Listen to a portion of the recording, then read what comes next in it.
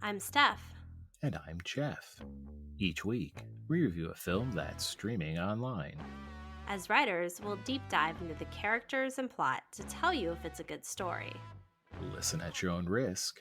This review contains spoilers. Now sit back Relax and and enjoy enjoy Stream Stream On. On. Today, we'll be reviewing Wind River, streaming on Amazon Prime. When the body of a young woman is discovered on an Indian reservation in Wyoming, FBI agent Jane Banner is sent in to investigate. Teaming up with Fish and Wildlife Officer Corey Lambert, they set out to solve the crime. Wind River was written and directed by Taylor Sheridan. It's based on the real-life accounts of missing and murdered Indigenous women. It stars Jeremy Renner as Corey Lambert, a U.S. Fish and Wildlife tracker, Elizabeth Olsen as Jane Banner, an FBI agent, Graham Greene as Ben Shoyo, a tribal police chief, and Gil Birmingham as Martin Hansen, the dad of Natalie, and Natalie is our victim that is found mysteriously dead in the snow. So, Steph, this is your pick. What drew you to this movie? So I was listening to a true crime podcast episode, and they talked about the murder of a woman named Faith Hedgepeth. And she was an Indigenous woman in North Carolina. And this episode shed light on the fact that there's an epidemic in our country and in Canada of missing and murdered Indigenous women. And it caused me to go down an internet rabbit hole wanting to learn more about this topic. So, in my research on this epidemic, I discovered the movie Wind River, which Taylor Sheridan stated he wrote because he wanted to bring awareness to this human rights issue that he doesn't feel enough people really were tracking to. And so, while the movie itself is a fictionalized account, Taylor said that it was inspired by many real life accounts he read about of missing and murdered Indigenous women. And just to throw out a statistic, they are 3.5 times more likely to be victims of crime than other women. So I thought it was an important topic. And after spending hours researching it one night, I decided it was worth watching the movie that was made to raise social awareness to the issue. Okay. Well, while this movie does have a number of interesting things to look at from a writer's point of view, I wonder if you wouldn't want to start with the whole idea of message movies, since that was one of the big reasons you picked this film. Sometimes film to create a message, I think, works really well because, especially if it's a topic that you don't know a lot about and you tell a compelling story around that topic, it really can get the viewer interested in the topic, especially if it like pulls at your emotions. And the question is, does this movie do a good enough job of that? And for me, it did. I definitely left this film with a heaviness around this topic and felt grief for all of the missing and murdered women that are out there that are Indigenous. The complexities of navigating jurisdictional issues when you're investigating a crime that takes place on a reservation or near a reservation, and who has jurisdiction and what are the resources, the lack of resources the tribal police has to investigate something. I mean, it's really complex. And after I finished the film, I did a little more internet research on this topic.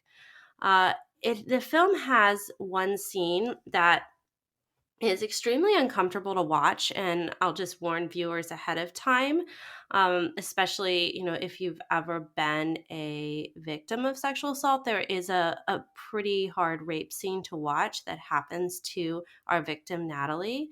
1 in 3 Indigenous women are sexually assaulted, and these cases face a very low prosecution rate. Women go missing and murdered, Indigenous women, at a rate 10 times higher than the national average. It was really sad for me to see how much is not being done. I didn't see this film as a happy ending. It leaves you with this, hole of feeling like there's just not enough being done.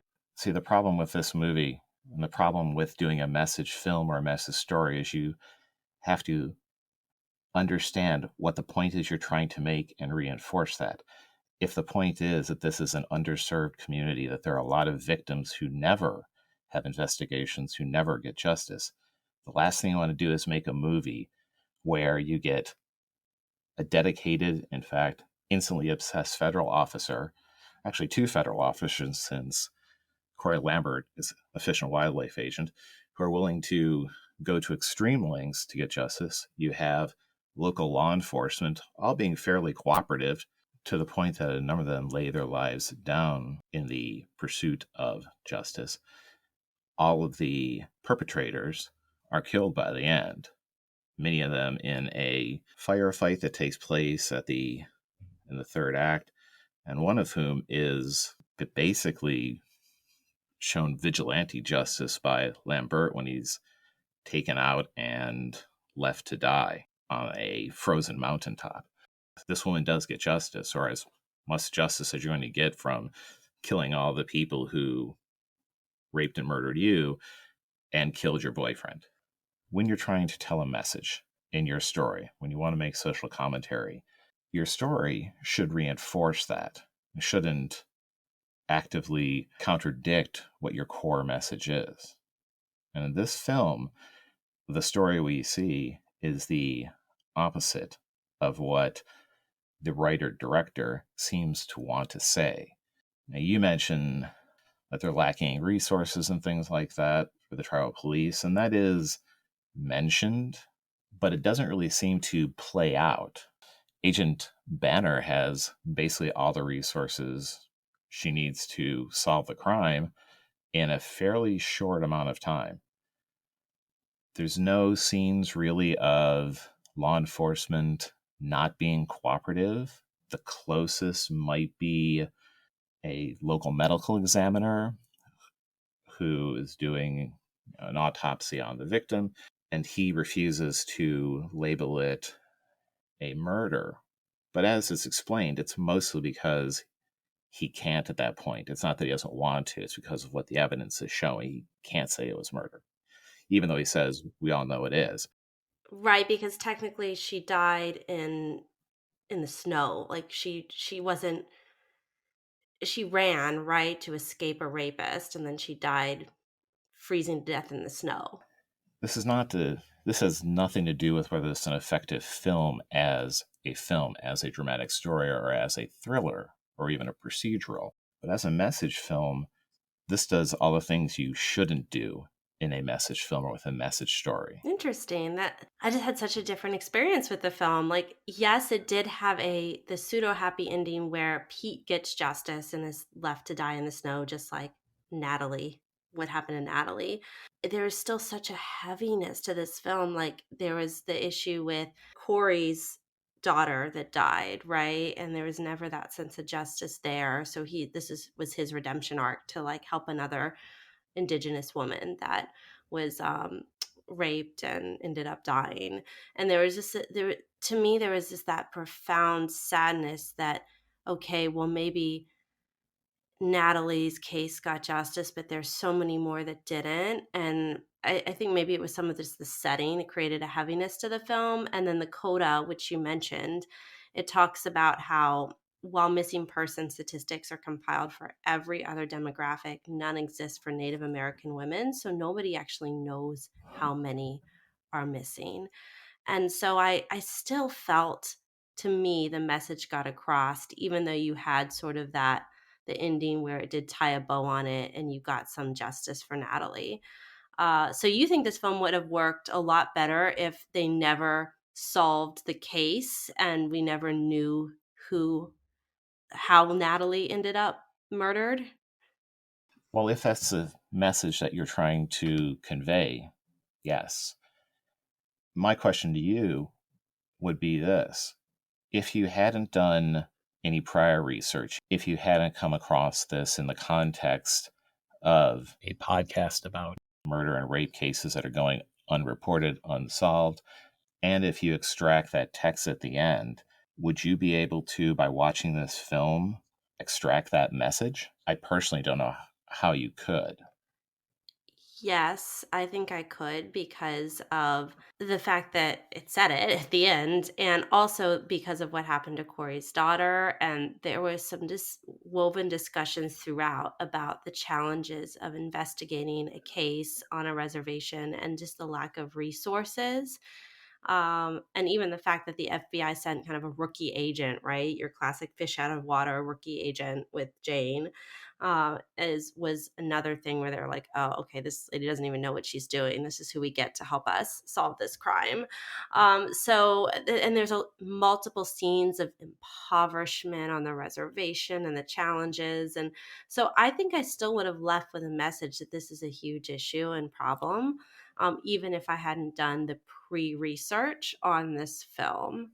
So I'm curious, as a writer, how would you have changed the ending or the story arc to better raise awareness? Do you have any ideas?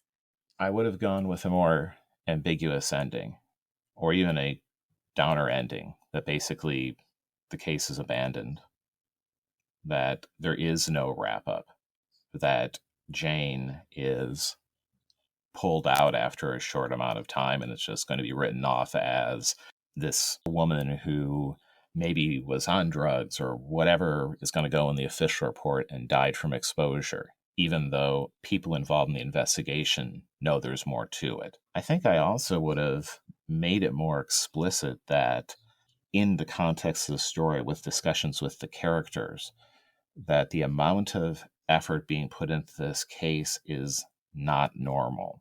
One interesting bit about this, and this will get us into the some issues I have with the fish out of water character, Agent Banner, is that there is an FBI residency in Linder, which is the town that this is kind of set around. You could have introduced a superior FBI agent, a superior officer saying, look, at you have X amount of time to work on this, and then we're moving on to other things. This happens all the time. It may have been a little heavy handed, but if you are going to lay out a message, I think you want to make it explicit. You do not want to wait until the end of the movie and some text says, hey, by the way, this is what the last 120 minutes were about. So, since you thought the message was effective, is there anything that you would have done to enhance it, or do you think it was fine the way it was? I think it was fine the way it was for the most part. Maybe because I found the exploration of grief around the message so powerful, especially between Corey and Martin, and discussing grief around the death of Corey's daughter and the death of Martin's daughter. So I think it was effective. That the probably the thing I would have done is I didn't really like Pete, the main villain character. I was disappointed in his performance and I felt it was overacted. So I probably would have written something different there. I would have made his character different. And the shootout scene, I think I would have changed a bit of how they got to the revenge, because the shootout scene felt very rushed to me and unlikely that all these different police and security factions would all start shooting at each other so quickly. It felt like, okay, we're running out of time in this film. We need to wrap up the plot. So let's have everyone start shooting at each other. And then we're going to do a big flashback scene at the trailer to show what happened to Natalie. I thought it was good that he showed you the rape scene. So the flashback was okay. It was just Pete himself was just I just don't think he was the right villain. I needed somebody that looked and acted different than him. So I would have rewritten that part a bit to have a more interesting villain character, because there was so much build up to who did it, right? And the actor James, it's nothing to say like there's nothing wrong with James Jordan as an actor who played Pete. It's just I don't think he was the right fit for this role. He was so whiny. His drunk confession on the mountaintop was really overacted. And yeah, I just don't think it was cast right. So I would have figured out a different way to get to that climax. I I didn't mind the fact that he left him in the snow to die, like, I thought that was justice. It was just how it was acted and how they built it up. I didn't like the shootout scene. I think I would've gotten rid of that whole shootout scene. Well, there are a few things you mentioned that I wanted to talk about. I will start, though, with the last thing you mentioned, and that is how Pete meets his end. I don't see that as justice in the sense of going through the law enforcement system. This guy would clearly be going to jail forever, if not for the rape, then definitely for participating in the murder of half a dozen police officers. The film was just wanted to have a bookend. That is, the fate of the young woman who dies at the beginning, we see as she's fleeing in the snow and eventually collapses. They wanted to bookend it with the fate of the person who killed her. That's fine dramatically, but it really comes very close, if not going over the line, into Corey committing murder. I didn't have a huge problem with that ending. I'm just brought it up. I don't think that's really justice.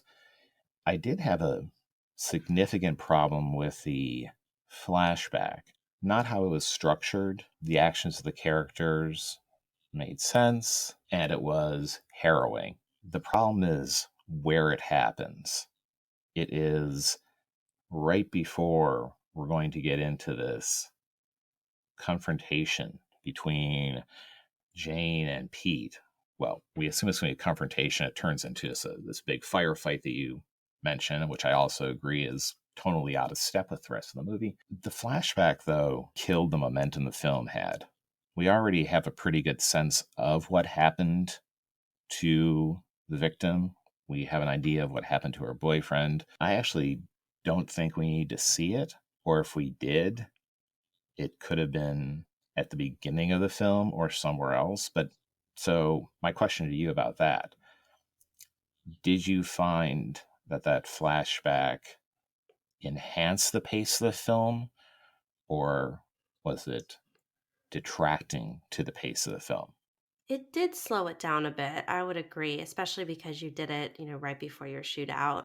I don't know if that was the best spot for it in this film. I think putting it either at the beginning or maybe like having bits of it throughout the film uh, to drop clues here and there, you could have done that. You could I do agree with you, although it was jarring. Yes, I mean it was you watched this poor woman getting raped, and the director wanted the camera on that so you could feel what Natalie was going through. But could you have told that in a different way and just not had the flashback and just had a confession from Pete or some of the other characters that were there at the time? I think that's a possibility. You could have also talked to other survivors and gotten a sense of what likely would have happened to Natalie based on their experiences. I mean, there's a lot of different ways you could have done it without having that scene. I agree with you. It was misplaced in the movie. If you wanted to have it, it should have gone somewhere else in the film. I like the idea of actually breaking that up and having it dribbled in because we do have some parts of the film that take place out of sight of the point of view characters. And I would say the point of view characters are Jane and Corey. The opening takes place from the point of view of Natalie, the victim. We could have had something where it is the events of what led her to that are interspersed with what's happening with the rest of the story. That opening, actually, I had a little issue with, which I'm just going to bring up now and see if you had an issue with it. And that's the use of voiceover. I guess the writer equivalent of this would be narration that speaks directly to the reader. So in this case, the film opens with a woman talking about her environment, the reservation and the land and all that. It's implied that this is Natalie, mostly because Natalie's on screen. Turns out it's not, that it is Corey's dead daughter reading a poem she wrote. I actually thought that was not effective. And it got worse when I realized who it was who was saying this. For a film that wanted to be fairly realistic and, as you pointed out, pretty grim, this bit of fourth wall breaking seemed really out of place. Voiceover can be used very well. I think, like the opening of Apocalypse Now, and in fact, all of Martin Sheen's characters' voiceover in Apocalypse Now is useful and helps give insight to that character and reinforce some of the themes of the film. But not all voiceovers are equal. You can take a look at Blade Runner, for example, which has a little bit of Harrison Ford's character giving some voice over what's going on, and it comes across as clunky, and what it was is like a post production demand by some studio executives to clarify things. This doesn't seem like that. This was clearly meant to be part of the film. This is part of the story, but it didn't work that well for me. So, when you're writing and use that kind of directed exposition, would you agree that you have to be judicious in how you use it? And do you think that it worked in this movie, or did you find it kind of ineffective and a bit jarring the way I did?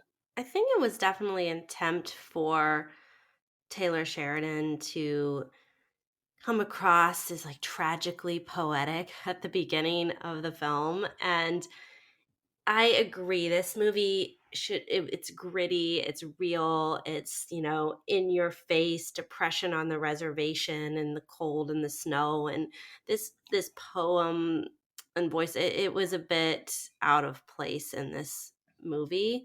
I don't think it was necessary. I'm not a huge fan of voiceovers in general. I tend to find them lazy writing because you could just show it in your characters and in in the story. You don't need to go over your story. I mean, there are a few times when it can work, especially for comedic purposes, but I in general think voiceover should be used pretty minimally in films, because I would rather just see it in the characters and in the dialogue and the acting and the scenes. So, yeah, I could have gotten rid of the beginning voiceover and the film would have been just as effective. Okay, not a huge point, but I just wanted to bring that up. There is, however, a big issue with this film that I did want to bring up, and that has to do with Jane Banner's character and the concept of using a fish out of water. Fish out of water characters are a very important part of storytelling. It allows you to do world building, explain how different people are interacting and why things are happening in a more natural way than just detached exposition. However, not all fish out of water characters are the same. I have some serious problems with why Banner is even in this movie, which I'll be happy to go into in depth. But first, did you find that the handling of this particular character as being the fish on water, the outsider who has to be brought up to speed on everything that's happening, did that work for you? I was fine with it. I mean, it's tropey, right? But it's an easy way to bring the out of towner in to investigate a murder, and along the way, she's got to learn a bit about what it's like on the reservation and living in the harsh reality of Wyoming. And there's where she has to get dressed for the cold and wear a snowsuit and get used to being in the bleak reality of it all. It worked for me. Yeah, I get that it is a trope to do it that way, but I was fine in the context of this film with Jane's character overall. I thought she and Corey played off well with each other. Like, I thought it was like Elizabeth Olsen and Jeremy Renner like did a pretty good job with their chemistry. So it worked for me in the context of this film. But it sounds like it didn't work for you. So I would love to know why. For a fish out of water character to be effective, I think there has to be a plausible reason for them to be in this situation. I want to bring up the 1992 movie Thunderheart, starring Val Kilmer. It has a broadly similar story in that Val Kilmer is an FBI agent sent to an Oglala Sioux reservation in South Dakota to participate in a murder investigation. And then the movie goes through the usual stuff of trying to find out who committed the crime, why they committed it. The reason he is sent, though, makes sense. We get an opening in DC at FBI headquarters where his section chief is saying, hey, you're going to go out to participate in what is potentially a politically sensitive investigation because of who the victim was. And we're sending you because of your heritage. His father was Sioux. But he has rejected that heritage. We find out that he only knew his father for a few years and he's wanted to completely assimilate. So when he goes there, there's a reason for him to be there. He is teamed up with another FBI agent who kind of explains things. We also have a tribal police officer who is also played by Graham Greene, who plays the tribal police officer in this film. And these characters and some others help him embrace his heritage. And it works.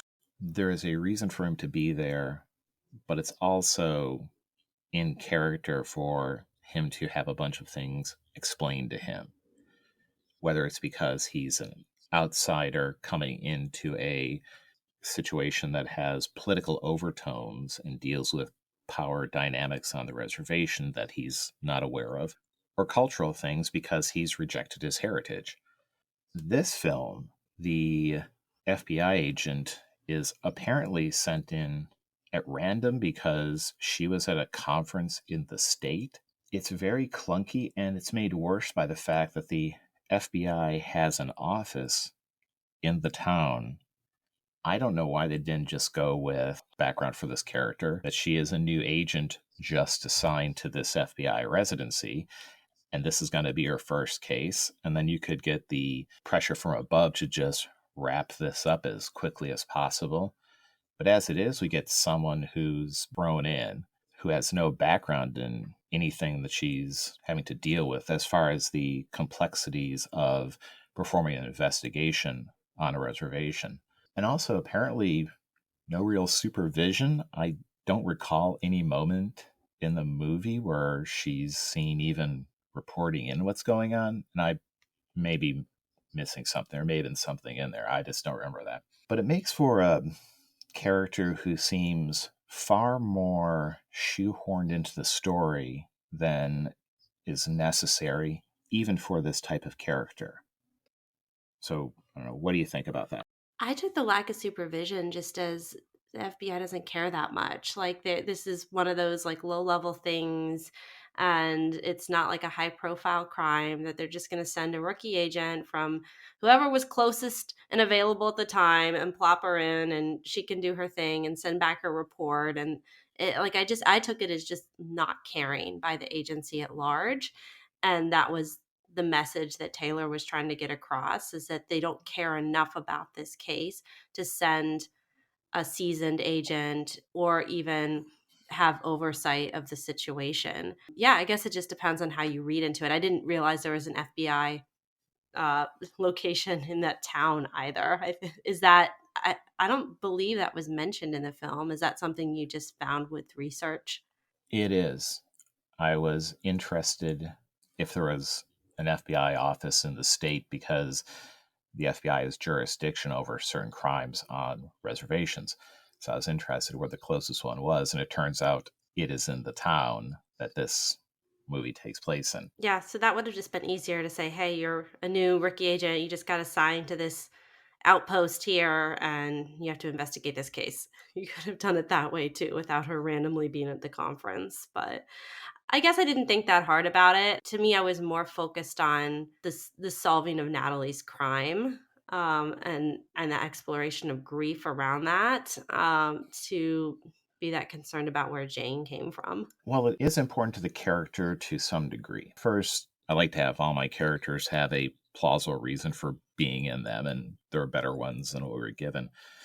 But also, Jane becomes, I would say, almost obsessive about solving this crime. I think it would have helped to have that character either have a spelled out personal investment in solving this crime to explain the lengths she goes to, or leverage the idea that she is the new agent in that area, in that office, and she wants to really do good on her first case. The character is not a rookie. She just isn't from this area. And I'm not certain if they go over some of the things she did in the past. I think we do get a sense that she had been involved in investigations.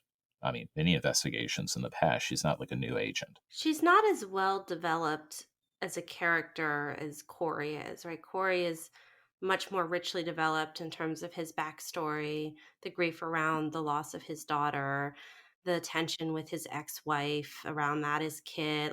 Corey is a way better developed character than Jane is. So, yeah, you could have gone a couple ways with Jane if you wanted to develop her out further.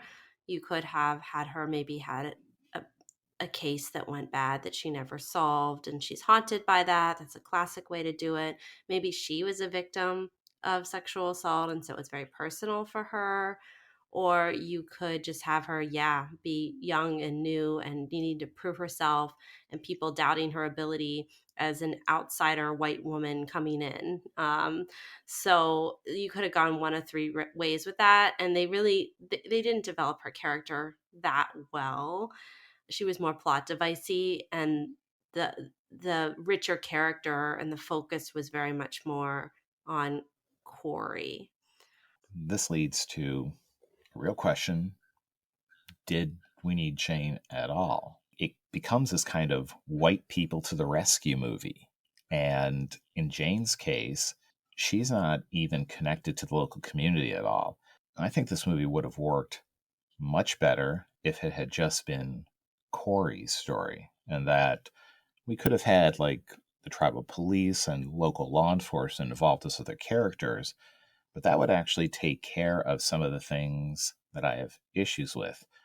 You would remove the ham-handed way Jane's character is put in. You would have a very personal reason for an obsession with finding out who killed Natalie because of both Corey's background with his daughter, but also because this is his community.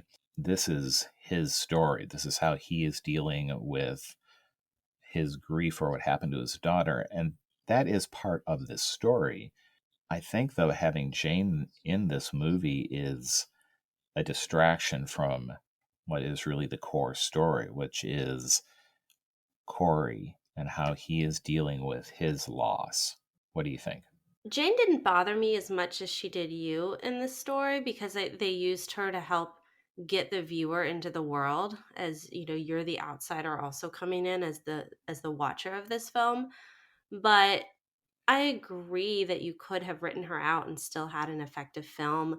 And maybe to play off of Corey's character, you have some, you know, FBI agent assigned that just doesn't care, right? That they're just trying to wrap up the crime quickly. And you can tell they're doing like a crap job with it just to, send their report back to Washington and be like done with it. And so because there's that, and maybe you could have potentially gotten your point across further with hammering in the fact that that the FBI and some of the larger law enforcement agencies don't care about these crimes, and you could have had a kind of a villainous FBI agent in that sense, right? And so Corey has to step in to save the day to solve the crime because it's not being done by the FBI. Like I think that could have worked well and gotten rid of, or and if you were going to have a Jane character, make her be like that. Yeah, actually, that would work really well. You could have her as, right, the head of the local FBI office saying, I have a medical examiner report that said she died from exposure. I don't care about the rest of this. Yeah, just trying to wrap it up quickly, and he's trying to keep it open and the tension there, and yeah. I think that could have been a better way to do it. There are a couple other things that I wanted to bring up about the film. I guess because you had mentioned this in terms of the film as an exploration of grief, and that's really the powerful story here is what happened to Corey with his daughter, and you can feel the grief throughout the film. I wanted to just point out one scene that I thought was really well acted that gets at this message. So Corey and Martin, that's Natalie's dad, they have this really powerful scene together, and you see them like, he goes to the house, he sees Natalie's room and photos of her at different ages, and then you see some of her with his daughter, and you can just see, like, it's well acted, you can see the pain on his face as he's remembering his daughter, and then he tells Martin at one point, giving him advice, as a grieving father, "Take the pain, it's the only way you'll keep her with you," and you can feel that Corey is carrying the pain of his daughter's loss throughout the film. And then at the end, you find Martin outside, and he's has his face painted with like a death face paint, and he's grieving. And he asked, like, did you fulfill your promise to me? Because basically Corey had promised that he would take care of things for Martin and make it right. And he said, no one is missing. He went out with a whimper. And there's this like silent acknowledgement between the two. And then Martin asks, "Got time to sit with me?" And Corey says, "I ain't going nowhere." And that's how the film ends. And it's just this, I just felt it was so powerful. That moment between two men acknowledging their emotions. To me, that's the deeper message of this film is that we like need each other to grieve and to acknowledge the loss, and that it's important to take the time to do that and sit in that pain. And I thought that was a good way to end this film, even though it ended it on a sad tone. What are your thoughts about the way the film ended?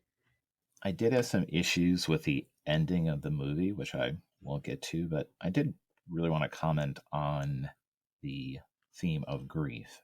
That is handled very well and powerfully in this film. And it's a lot more engaging than the supposed message of the movie, which, as I've talked about, I don't think is brought out very well. The grief angle, though, is at the fore of Corey's motivation, and it also defines how he's interacting with these different characters. Because I think every character in this movie has some sort of grief or disappointment that they're trying to work through, with the exception of Jane, which goes back to why I don't think Jane is a particularly needed character in this movie. A better way to have handled this, as I'd mentioned before, would be to focus on Corey as the sole protagonist.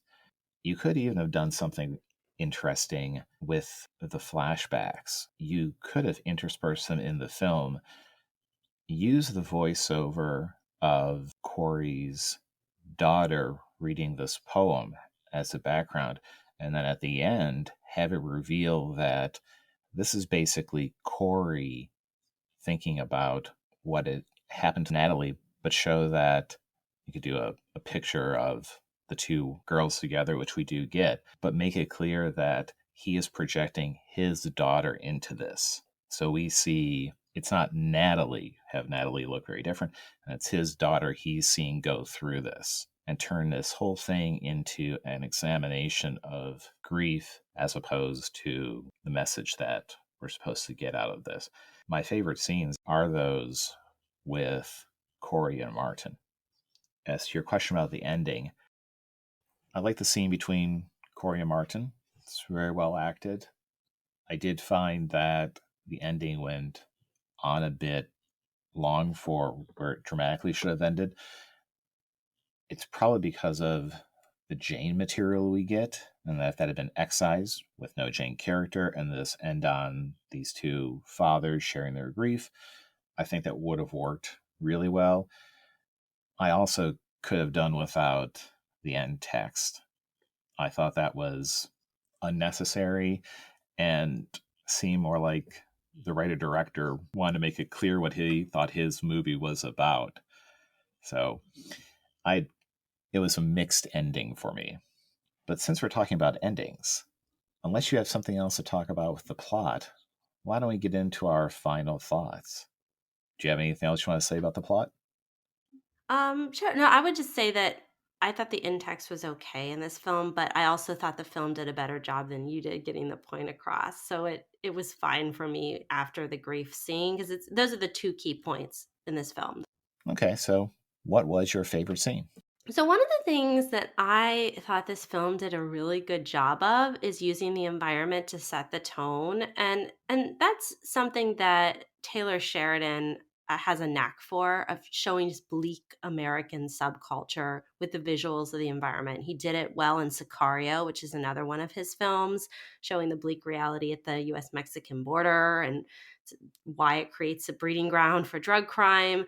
And he does the same in Wind River where he uses the harsh environment of Wyoming and there's a lot of scenes with snowmobiles and blizzards and it just looks like a cold, miserable, depressing place to live. And it is an actual reservation, Wind River. Even though the film was shot in Utah, but it does a good job showing the bleakness of what it might look like. So my favorite scene that uses the environment to set tone is there is one where we have our characters entering Wind River Reservation. It's kind of our first time seeing the reservation as the viewer. It happens earlier in the film, and it just uses these visuals to show you how depressing the reservation is. We see a tattered American flag hanging upside down.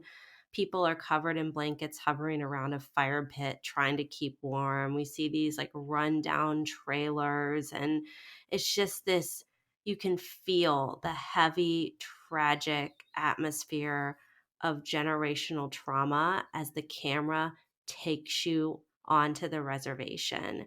Yeah, I thought that was a really good scene. What about you, Jeff? So my favorite scene was the first discussion between Corey and Martin when they're talking about Natalie. It was well acted, the dialogue was good. It was a very powerful moment. So, what would you say your least favorite scene is? So I'd mentioned this one earlier, but I didn't like the final shootout scene. It felt really unrealistic to me. It pulled me out. It was too jarring. And for a film that starts off so deliberately paced and kind of a slow build up movie, it just felt like they rushed this ending. What about you? I do want to say that is probably my number two least favorite scene for the reasons you articulated. It seems so out of place with the rest of the movie. But my least favorite scene has to be the flashback. It just wipes out the momentum of the movie. I did want to bring up one other little thing that I disliked, not because it was necessarily bad, but it was odd. I really wanted Chekov's mountain lion. Corey is hunting this mountain lion who's preying on local livestock, and he even finds where it is. I had this feeling that that was how he was going to kill Pete because he knows where the mountain lion's lair is. Thought he was going to take Pete there and let the mountain lion do the job. And I was a little bummed that that never happened. I don't know. Did you have any thoughts on that, or were you just like, oh, whatever, mountain lion? Well, I just thought they were using it to show that he was like a hunter, right? And it was one of those things where there was a line that Elizabeth Olsen said early on in the film, "Come, so you hunt predators? Come help me hunt a predator." Like, which is kind of a cheesy line, but I felt that they put the mountain lion thing in just to show that he is a hunter of predators, and that's why he's going to be good at helping hunt down Natalie's killer because he can, look at tracks in the snow and whatnot. So yeah, I didn't even put the two together that that would have been a good way for Pete to meet his demise at the end. Okay, well, just a warning to anyone out there who wants to see a murderous rapist eaten by a mountain lion. It's not going to happen in this movie. So, Steph, what is your final panda rating from 0 to 5 pandas, what do you give Wind River? So this is a solid film for me. There are a few issues with it, but I gave it a 3.5. I felt it was well shot and powerfully acted, particularly by Jeremy Renner's character, as well as Graham Greene and Gil Birmingham's characters. I agree, Jane was kind of but overall, it was powerfully acted by the men in the film. It's a good exploration on grief. It, to me, does raise some awareness about this human rights issue of missing and murdered Indigenous women. And, it's has a bleak overcast that carries you throughout the film and leaves you with that sense of kind of exploring your own grief, honestly. And so for me, that's why I gave it a 3.5. It lost points for me because of how it rushed the climax of the film, the shootout scene, the lack of true development of Jane's character, and how they cast Pete, the villain. But overall, I would recommend this film. I think you need to be in the right mood to watch this film because it is a heavy topic. It is fairly bleak. So make sure you're in the right frame of mind to watch this film. But I would recommend it. What about you, Jeff? So I gave it 2.5 pandas out of water. It is a serviceable mystery crime thriller, which is hampered by a weak and messy third act, some poor character development, and a muddled message. It also lost some points for the momentum killing flashback and an oddly acrobatic gun battle in a movie that is otherwise fairly realistic. And that is it. Okay, well, what do we have coming up next week? So next week, we're going to be reviewing The Bling Ring, currently streaming on Netflix.